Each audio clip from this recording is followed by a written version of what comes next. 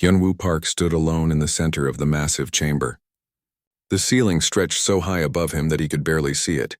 Around him, in rows that went up and up like a giant bowl, sat the representatives of 847 different alien species.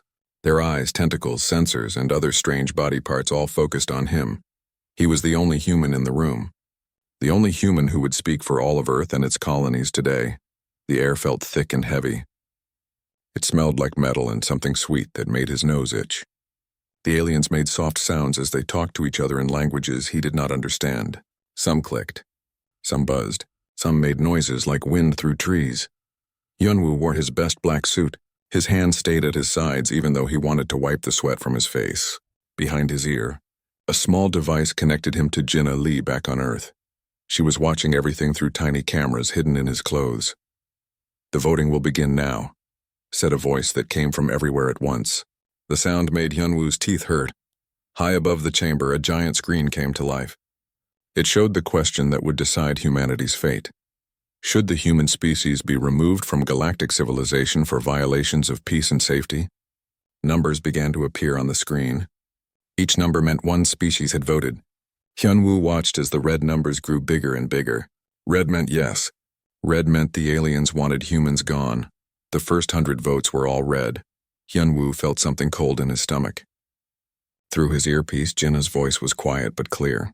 "The military reports are coming in. Every human colony is being watched. Alien ships are moving into position around our space." The voting continued. 200 red votes. 300. 400. Not a single green vote appeared on the screen. Green would mean someone wanted humans to stay. Green would mean someone thought humans deserved a chance. Hyunwoo looked around the chamber. He saw the tall, thin aliens from the Centauri system. They had been trading partners with humans for 50 years. Their vote was red. He saw the blue-skinned people from Kepler. Human doctors had saved their entire planet from a plague just 10 years ago. Their vote was red. He saw the rock-like beings from the outer rim. Humans had helped them build their first space stations. Their vote was red too, 500 votes. 600, 700, all red. "This is impossible," Jinna whispered in his ear. "Even our closest allies are voting against us." The final votes came in quickly. 847 votes total. 847 red marks on the screen. Not one green. Not one abstention. Not one species in the entire galaxy thought humans should be allowed to stay. The chamber fell silent. A figure moved down from the highest seats. It looked like a tree made of crystal, but it walked on roots that clicked against the metal floor. This was Elder Veltar, the oldest member of the Galactic Council. Its species had been in space for over 1,000,000 years. When it spoke, its voice sounded like wind chimes in a storm. "Ambassador Park of the human species. The Galactic Council has reached a unanimous decision." Hyunwoo straightened his shoulders. He would not show fear. "Not now. The charges against your species are severe," the Elder continued. "In the 200 years since humans joined galactic civilization, you have started 14 wars. You have violated 37 peace treaties. You have expanded your territory faster than any species in recorded history." The Elder's crystal body glowed brighter. "But these are not our greatest concerns. Our greatest concern is what our scientists have discovered about human psychology." Images appeared on the giant screen. They showed human soldiers in battle, human ships attacking alien vessels, human colonies expanding across planets. "Your species enjoys violence," the Elder said. "You seek conflict even when peace is offered. You compete instead of cooperate. You take instead of share. This is not opinion. This is scientific fact proven by your own actions," Hyunwoo wanted to argue. He wanted to explain that humans were more than just warriors.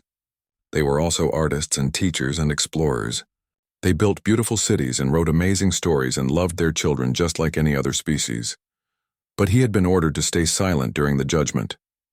He could only listen and remember. "The vote is unanimous," the Elder announced. "Humanity is hereby banished from galactic civilization. You have 30 standard days to withdraw all human presence from galactic space. After that time, any human found outside your home system will be considered an act of war." The alien representatives began to make noise. Some clapped with tentacles. Others made happy buzzing sounds. A few clicked approval with their claws. They were celebrating. Hyunwoo felt anger rise in his chest. These aliens had used human technology. They had eaten human food. They had asked humans for help when pirates attacked their ships. And now they were happy to throw humanity away like garbage. The elder continued speaking. A barrier will be placed around your solar system. Nothing will be allowed in or out. You will have no contact with galactic civilization. This is final and permanent.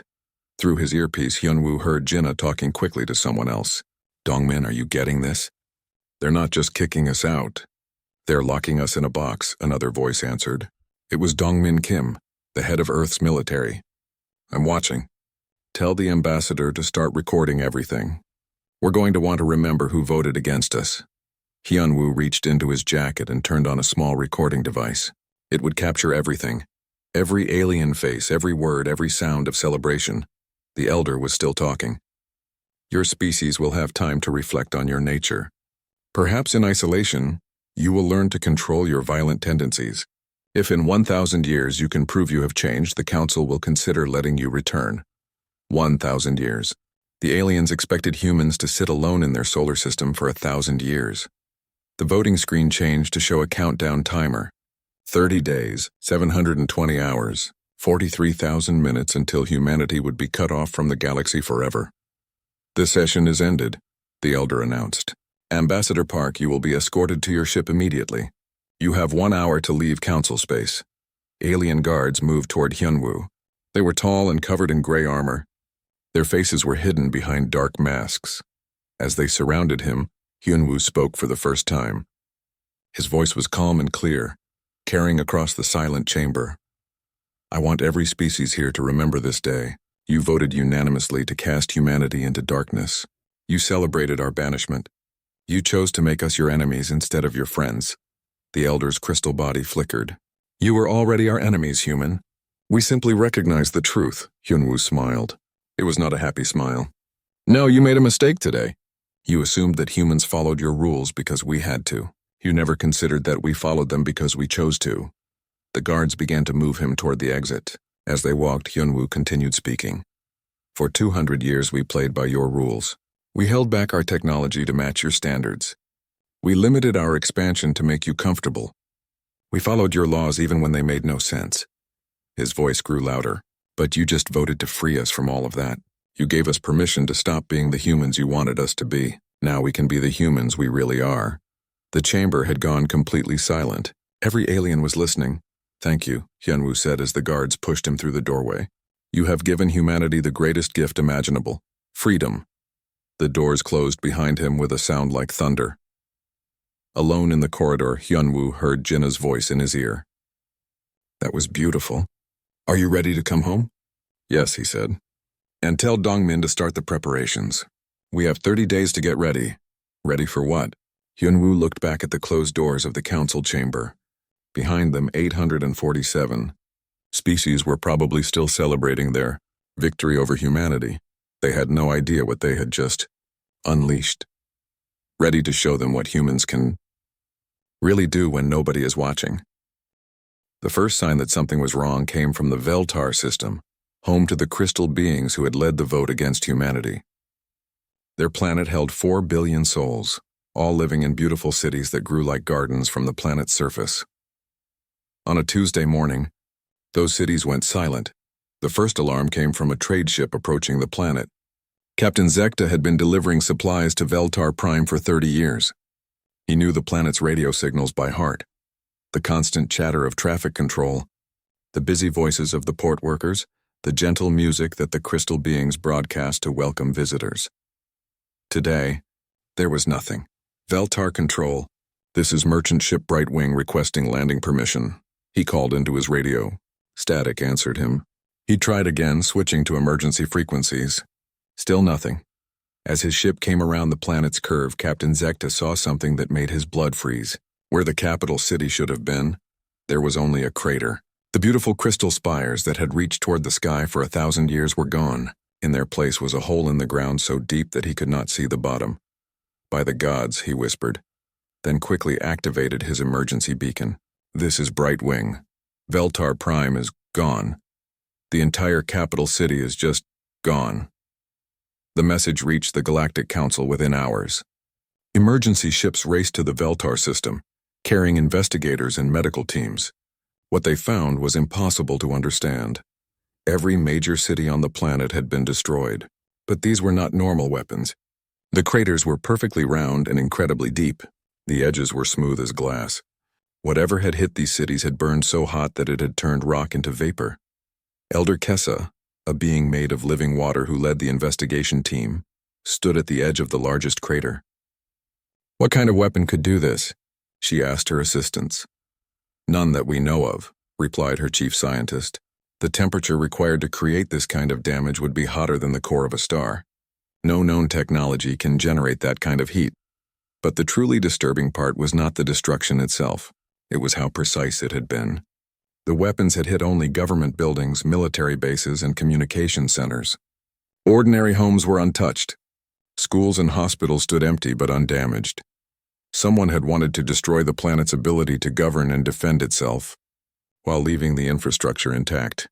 "Sir," said one of the investigators, a young alien with purple skin and 3 eyes, "we found something else." "There are no bodies." Elder Kessa turned to him. "What do you mean?" "I mean exactly that. 4 billion crystal beings lived on this planet. We have found exactly 0 bodies.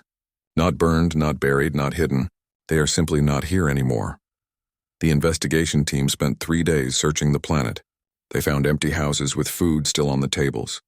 They found schools with children's drawings still hanging on the walls. They found hospitals with medical equipment still running, but they found no people. The only clue was a message left in the main government building. It was written in perfect Veltari script on a wall that had somehow survived the destruction around it. "You voted to banish us. This is your reward for that vote." It was signed with a simple symbol, the outline of Earth. The news of Veltar's destruction sent shockwaves through the galaxy. How was this possible? Humans were locked behind their barrier. They had no ships in galactic space. They had no way to travel between star systems, or so the aliens had thought. 3 days after the discovery of Veltar, the second impossible event occurred. The Zenthari Trade Hub was the largest commercial station in the galaxy. Built in the space between star systems, it processed 40% of all galactic trade. Thousands of ships docked there every day. Millions of aliens worked in its factories and markets. At 1423 Standard Galactic Time, traffic control lost contact with the station. At 1424, the station's emergency beacon activated. At 1425, the station was gone, not destroyed. Gone. The rescue ships that arrived found only empty space and a field of debris. Security cameras from nearby ships showed what had happened. The massive station, big enough to hold a small moon, had simply dissolved. One moment it was there, the next it was expanding gas and twisted metal. Again, there were no bodies. The station's population of 3 million beings had vanished completely. Again, there was a message. This one was broadcast on all emergency frequencies just before the station disappeared. "The Zenthari voted for our banishment. This is their reward." The voice was human. Male. Calm as if he was reading the weather report. Admiral Yunha Ryu stood on the bridge of her ship, watching the debris field through the main screen. Her vessel, the Shadow of Earth, was invisible to all alien sensors. It had been hidden in dark space for 3 months, waiting for this moment. "Target destroyed, Admiral," reported her weapons officer, a man named Han Sol Kim. Fusion charges worked perfectly. The station was vaporized in 2.3 seconds. "And the population?" Yunha asked. "Teleported to safety before the attack as ordered. They are currently in our holding facilities." "No casualties," Yunha nodded. This was important. Humans were not monsters. They did not kill innocent people for revenge. But they would remove threats, and they would make sure their enemies understood the consequences of their actions. "Send the message," she ordered. Han Sol activated the communication system. His voice went out on all frequencies, reaching every ship and station in the system. "The Zenthari species voted to banish humanity from galactic civilization. Their leaders called us too violent to be trusted. They celebrated when we were locked away." His voice remained completely calm. "This station was the center of their power. It no longer exists. Neither does their ability to threaten Earth." The message ended with the same Earth symbol that had been found on Veltar.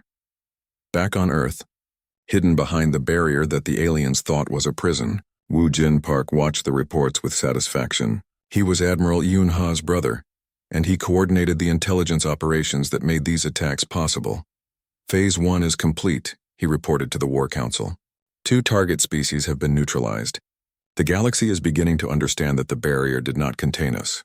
President Young-Soo Lim studied the reports from across the galaxy. Alien military forces were mobilizing. Emergency sessions of the Galactic Council were being called. Panic was spreading through every civilized system. How long before they figure out how we are doing this? He asked. Tae-Ho Choi, the chief scientist, smiled. They will never figure it out, sir. They assume that faster-than-light travel has limits. They believe that matter cannot be teleported across vast distances. They think that invisibility technology is impossible. And we have proved them wrong on all counts, added Su-Jin Yang, the fleet commander. More than that, said Mi-Young Kang, the intelligence chief. We have proved that their entire understanding of physics is wrong. They have been living with outdated science for so long that they cannot even imagine what we can do now. The third attack came a week later. This time, the target was the Hegemony military base at Kordak. It was the most heavily defended position in the galaxy, protected by energy shields that could stop any known weapon. General Erin Cho led this mission personally. Her ships appeared out of nowhere, moving faster than light itself. They fired weapons that burned through the Hegemony shields like they were made of paper. The base was destroyed in 6 minutes. Again, no casualties. The aliens had been teleported away before the attack began. Again, a message was left behind. The Hegemony voted for our banishment. Their military power has been removed. By now, the pattern was clear. Humans were systematically attacking every species that had voted against them, but they were not random attacks. Each strike removed a specific capability: government, trade, or military power. The aliens were beginning to understand that this was not revenge. It was conquest. Elder Veltar, the ancient being who had announced humanity's banishment, called an emergency session of the Galactic Council. The chamber that had once held 847 species now felt empty. Many representatives had fled back to their homeworlds. Others had stopped coming to meetings, afraid that the council chambers themselves might be a target. We must negotiate, Elder Veltar announced. These humans have technology we do not understand. They have capabilities we cannot match. We must find a way to make peace with them. But when they tried to contact Earth, they discovered something that made their situation even more hopeless. The barrier around the Sol system was still in place. According to every sensor, every detection system, every scientific instrument they had, no ship had left human space. The barrier was perfect and unbroken, yet somehow human ships were appearing all over the galaxy. It was impossible. But it was happening, and the attacks were just beginning. High Admiral Ji-Hoon Lee received his next set of targets from Earth Command. The list was long, very long. Sir, said his communications officer, a woman named So-Young Park. Command wants to know if you are ready for Phase 2. Ji-Hoon looked at the list of target worlds. Each one had voted to banish humanity. Each one would learn what that decision really meant. Send the message to all ships, he ordered.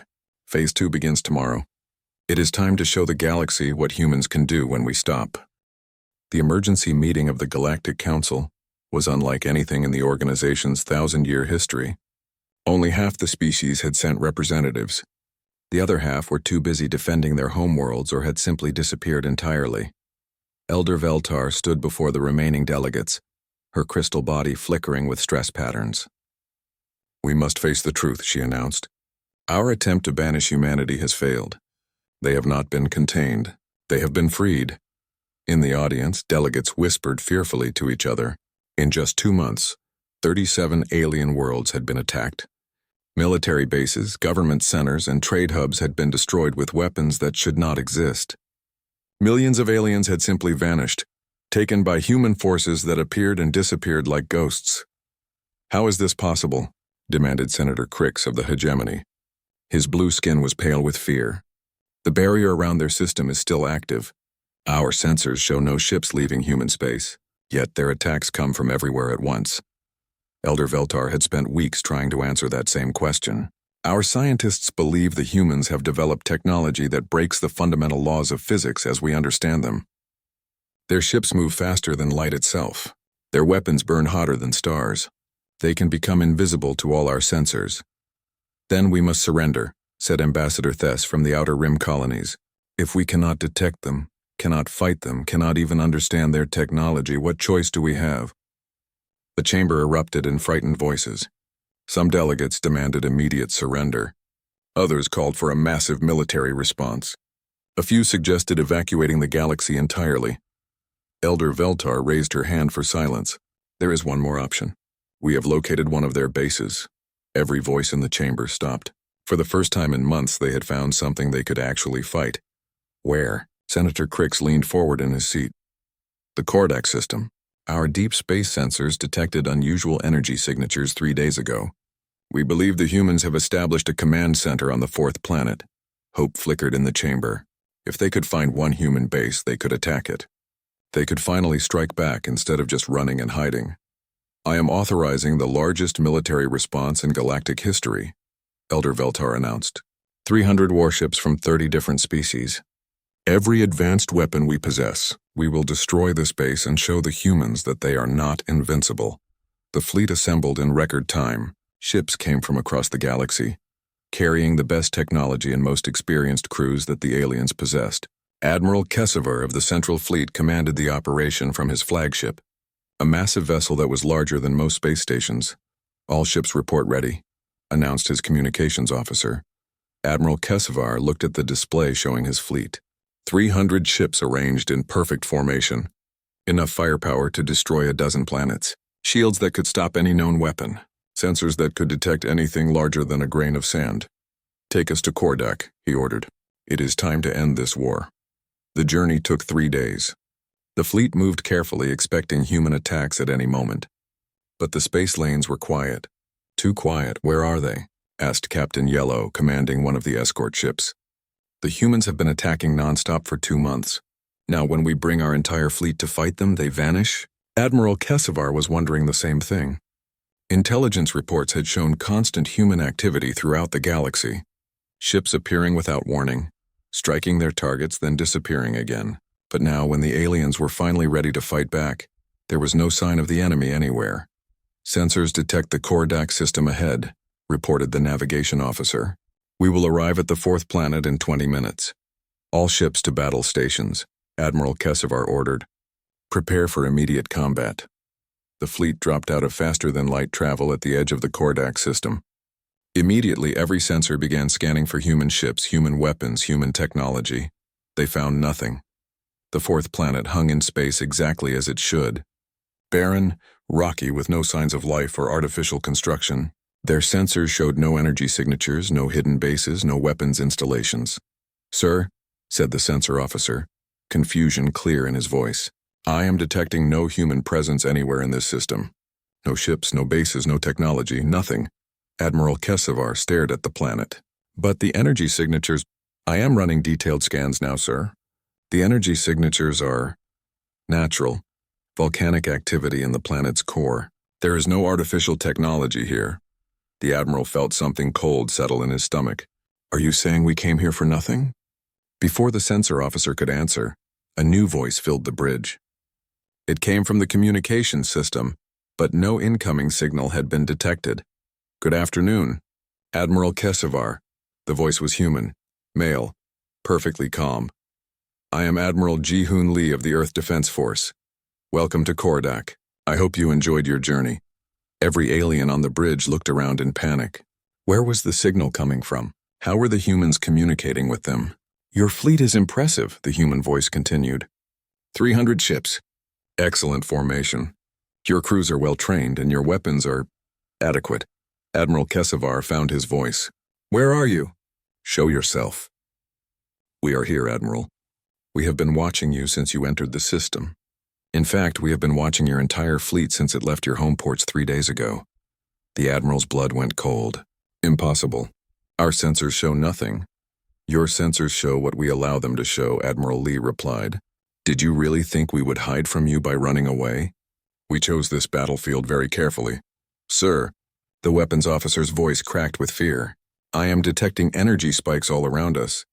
Massive ones. It's like ships are materializing out of nowhere. Because they are, said Admiral Lee. You came here with 300 ships to destroy one human base. But there is no base here, Admiral. There is only us. The main screen flickered and changed. Instead of showing empty space, it now displayed dozens of ships surrounding the alien fleet. They were sleek, dark vessels that seemed to bend light around themselves. Each one was smaller than the alien warships, but something about them made Admiral Kessevar's instincts scream danger. 5 human ships for every one of yours, Admiral Lee explained. 1,500 ships total. We have been building this fleet for 2 months while you celebrated our banishment. Impossible, Admiral Kessevar whispered. How could you build so many ships? Where did you get the resources?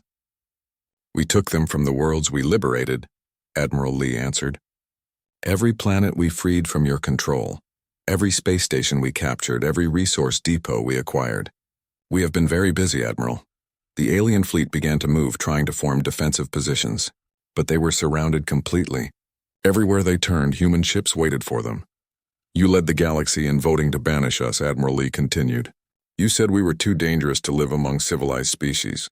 You celebrated when we were locked away. Admiral Kessevar activated his ship's weapons. Around him, the other alien vessels did the same. 300 ships prepared to fight for their lives. You were right about one thing, Admiral Lee said. We are dangerous. But you made one critical mistake. What mistake? Admiral Kessevar demanded. You assumed that being dangerous was a weakness. You never considered that it might be a strength. The first human ship fired. The weapon that hit Admiral Kessevar's flagship was unlike anything in galactic military history. It was not a plasma beam or a particle cannon or an energy bolt. It was pure fusion fire, burning at the temperature of a star's heart. The Admiral's shields, designed to stop any known weapon, lasted exactly 0.3 seconds. The blast cut through his ship's armor like it was made of paper. The hull began to melt and boil away. But even as his ship died around him, Admiral Kessevar realized something strange. The weapon had hit his ship's engine section with perfect precision. The bridge was undamaged. Life support was still working. The human weapon had been designed to disable his ship, not kill his crew. Attention, alien fleet, Admiral Lee's voice continued, still perfectly calm. You have 10 seconds to power down your weapons and surrender. If you do not comply, we will destroy your ships. Around the alien fleet, human vessels moved with impossible speed and grace. Their weapons fired with surgical precision, targeting engines and weapon systems while leaving crew sections intact. In 6 minutes, it was over. 300 alien warships hung dead in space, their crews alive but helpless. Not a single human ship had been damaged. Not a single alien had been killed. Admiral Kessevar sat in his darkened bridge, staring at the communication screen where Admiral Lee's face had appeared. The human looked young, perhaps 40 Earth years. His eyes were cold as deep space. Your fleet has been neutralized, Admiral Lee announced. Your crews will be taken into custody for their own protection. Your ships will be processed for useful technology. What do you want from us? Admiral Kessevar asked. We want you to deliver a message to what remains of your Galactic Council, Admiral Lee replied. Tell them that the old galaxy is over. Tell them that their rules no longer apply. 1 year had passed since the vote that was supposed to solve the human problem forever. The galaxy looked very different now. In the same chamber where 847 species had once voted to banish humanity, only 200 delegates remained. The others were gone. Some had been eliminated when they refused to surrender. Others had simply vanished when their governments collapsed. A few had fled to distant parts of the galaxy, hoping to hide from the new reality. Minister Minho Cha stood at the same podium where Ambassador Hyunwoo Park had once received humanity's sentence of banishment. But Minho was not there as a defendant. He was there as the new ruler of galactic civilization. Ladies, gentlemen, and beings of various descriptions, he began, his voice carrying easily through the chamber. 1 year ago you voted unanimously to remove humanity from your civilization. Today I am here to inform you that your civilization no longer exists. The remaining delegates sat in silence. They had learned not to interrupt when humans were speaking. In the past 12 months, the Human Defense Initiative has liberated 437 worlds from the chaos of your old system. We have eliminated over 600 pirate fleets that your government could not control. We have ended 47 ongoing wars that your councils could not resolve. Minho gestured to the massive display screen behind him. It showed a map of the galaxy with human-controlled territory marked in blue. Nearly half the galaxy was now blue.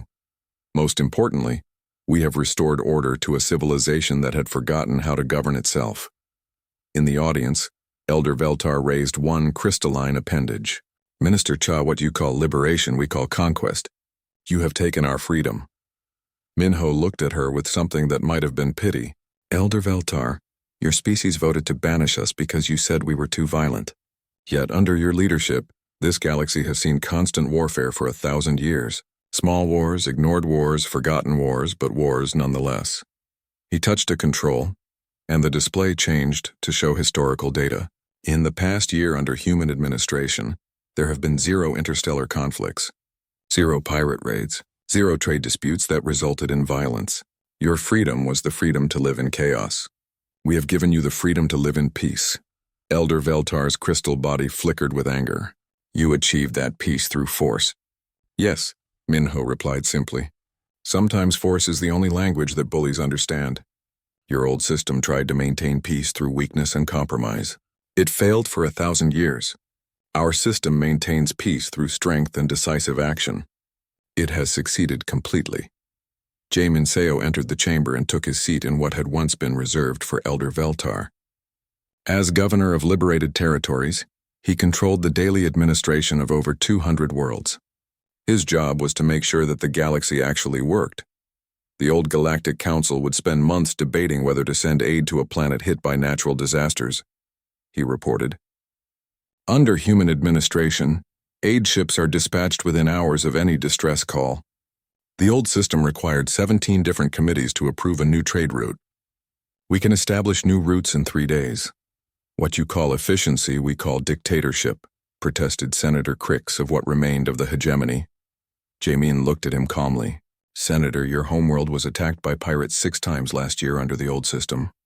Each time you requested help from the Galactic Council. Each time they formed a committee to study the problem. The pirates continued to attack while your people died.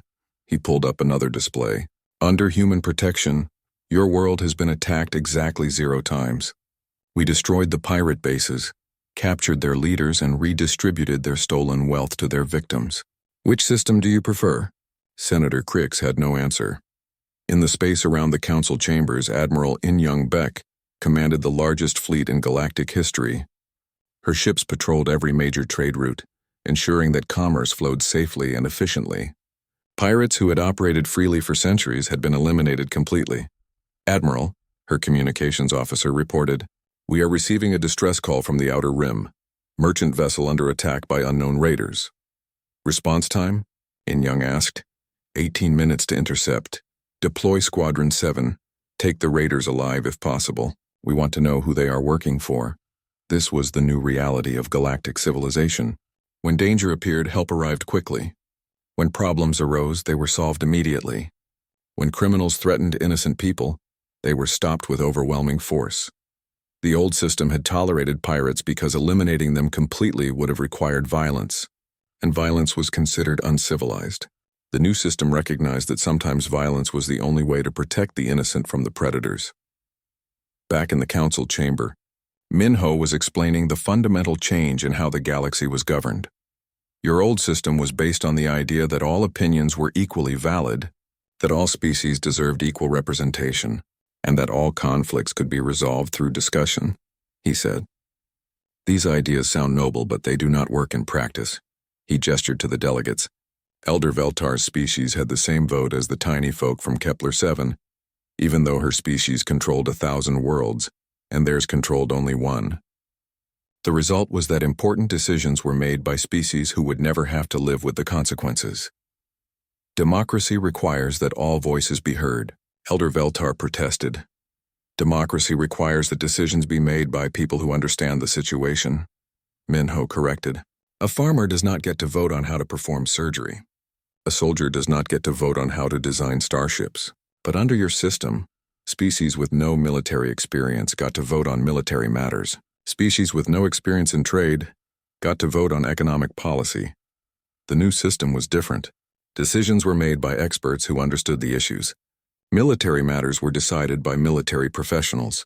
Economic policies were set by people who understood economics. Scientific research was directed by scientists. What you have created is not democracy, said Ambassador Thess from the Outer Rim. It is technocracy. Yes, Minho agreed. And it works. Your democracy produced 1,000 years of inefficiency, corruption, and endless conflict. Our technocracy has produced 1 year of peace, prosperity, and rapid progress. Sunmiko stood from her seat in the front row. As the former human ambassador to the Galactic Council, she had watched the old system fail for decades. Now she served as director of interspecies relations, helping alien governments adapt to the new reality. The most important change, she explained, is that decisions are now based on results, not intentions. The old council voted for policies that sounded good, but did not work. We implement policies that actually solve problems. She activated a personal display device. Under the old system, the average time to resolve a trade dispute was 14 months. Under the new system, it is 6 days. Under the old system, it took an average of 4 years to organize aid for disaster relief. Under the new system, it takes 4 hours. You have made the galaxy into a machine, Elder Veltar accused. We have made the galaxy into a functional civilization, Sunmi replied. Your system was not a government. It was a debate club that occasionally passed non-binding resolutions that nobody followed. The session was interrupted by an announcement from the Chamber's communication system. Attention delegates, this is Admiral In-Young Beck of the Human Fleet. I am pleased to report that the raider attack in the Outer Rim has been resolved. The merchant vessel is safe and the attackers have been captured. The announcement continued with routine updates. Trade routes were operating normally. Shipping schedules were on time. No conflicts had been reported anywhere in human-controlled space. This had become the new normal. A galaxy that actually worked. Minho returned to the podium for his closing remarks. 1 year ago, you voted to banish humanity because you feared our capacity for violence. You were right to fear us, but you made a critical error in your understanding of what that fear meant. He looked around the chamber, making eye contact with each remaining delegate. You assumed that being feared meant being evil.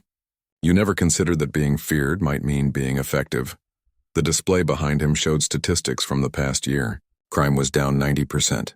Interstellar warfare had been eliminated completely. Trade efficiency was up 400%.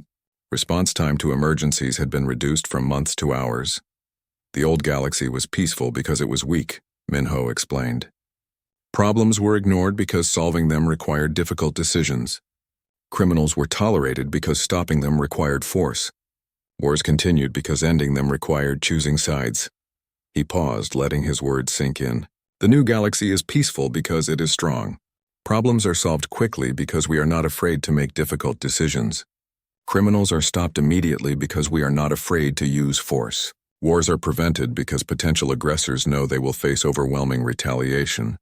Elder Veltar stood slowly, her crystal body dim with defeat.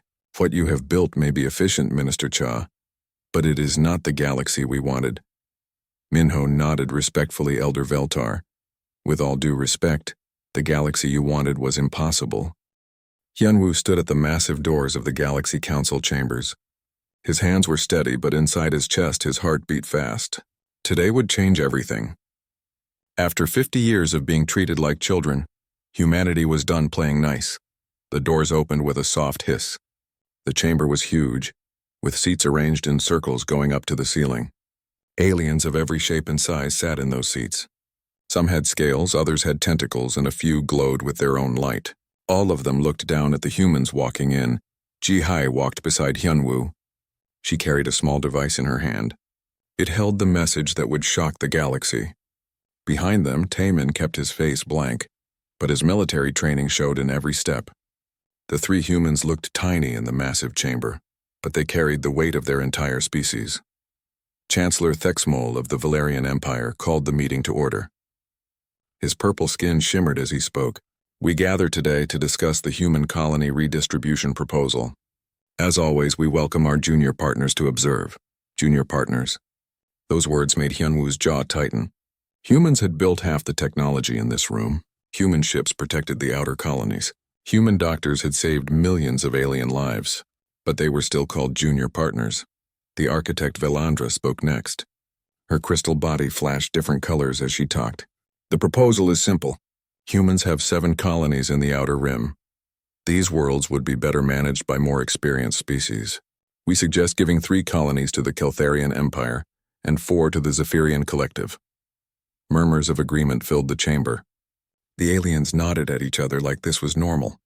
Like humans were just things to be moved around. Ji-hai squeezed Hyunwoo's arm. It was time. Hyunwoo stood up. His voice carried clearly through the chamber. We request permission to address the council. Chancellor Thexmal looked annoyed. This is not a debate, Ambassador. The decision has been made. Then let this be our response to that decision. Hyunwoo activated the device Ji-hai had given him. His words would now be broadcast to every human settlement in the galaxy, every human ship, every human listening post. This was bigger than just the council. 50 years ago, humanity joined the Galaxy Council with hope. We believed in cooperation. We believed in equality. We were wrong. The chamber fell silent. Even the translator devices seemed to pause. For 50 years, we have been treated as children. Our technology has been taken and called contributions. Our colonies have been restricted and called limitations for your own good.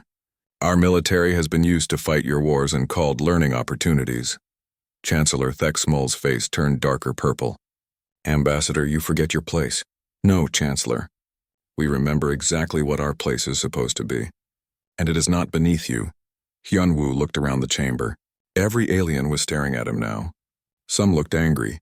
Others looked worried. A few looked scared, though he wasn't sure why yet. Today, the Council has decided to take our colonies and give them to other species. This was done without asking us. Without even telling us until the decision was made.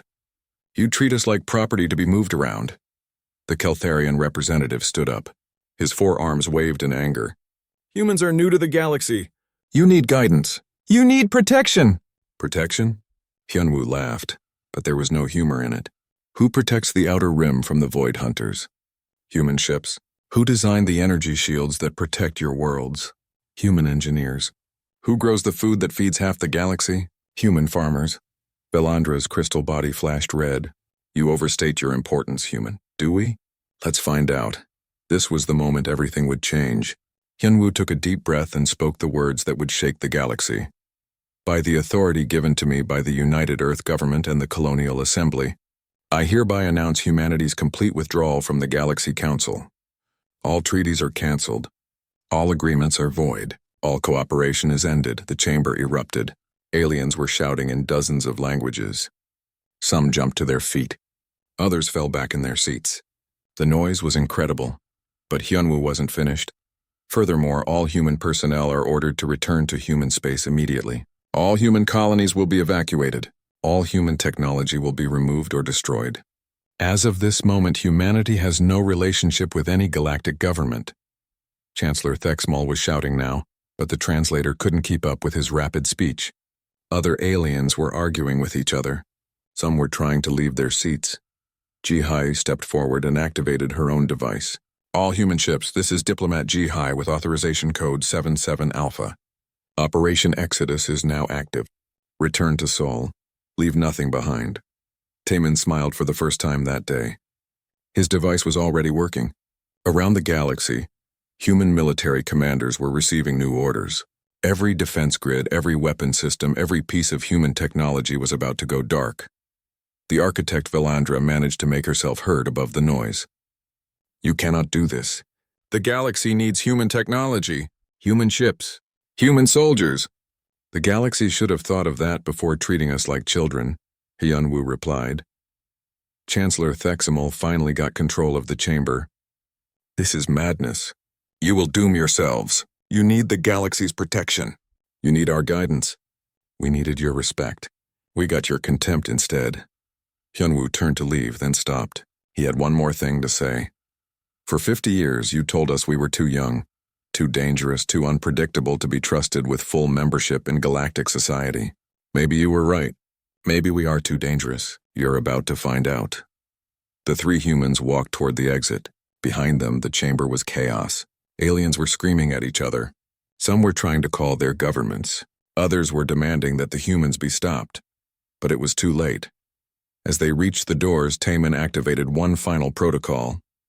Every human embassy in the galaxy received the same message. In 6 hours, they would all be empty. In 12 hours, every human ship would be gone. In 24 hours, humanity would be back in their own space and the galaxy would be on its own. The doors closed behind them with a soft hiss. In the hallway, Jihi finally let herself smile. Think they'll figure it out? She asked. What? That they need us more than we need them? Hyunwoo shook his head. They're too proud. It'll take time. How much time? Taemin asked. Not long. The Void Hunters are always watching. Without human ships on the border, they didn't need to finish that thought. Everyone knew what happened to systems without proper defenses. The Void Hunters were patient, but they never stopped hunting. As they walked toward their ship, alerts were already flooding the galactic communication networks. Human installations across the galaxy were shutting down. Human ships were leaving their posts. Human personnel were packing their belongings. The galaxy had gotten what it wanted. Humanity was leaving them alone. Now they would learn what that really meant.